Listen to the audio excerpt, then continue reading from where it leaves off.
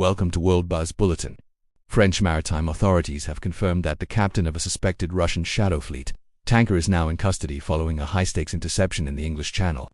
The vessel, which was operating under a flag of convenience and lacked standard industry insurance, was diverted to the port of Boulogne-sur-Mer after failing to provide transparent cargo documentation.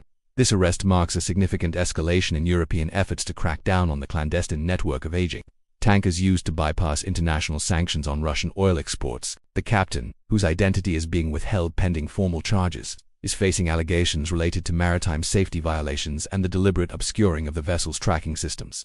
Investigators believe the tanker was part of a larger ghost fleet designed to ferry crude oil across European waters without adhering to environmental regulations or price cap restrictions. The seizure has sent a clear message to the operators of these high-risk vessels that European coastal states are no longer willing to tolerate the environmental ticking time bombs sailing just off their shores. Critical aspects of this developing story include the interception. French customs and naval units tracked the vessel for several hours after it displayed suspicious maneuvering and disabled its automatic identification system eyes while entering a sensitive maritime corridor. Environmental risks.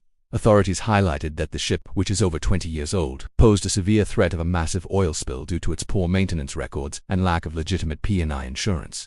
The legal precedent. This case is being closely watched by legal experts as it could set a new precedent for how EU member states can legally detain personnel and seize assets belonging to the shadow fleet.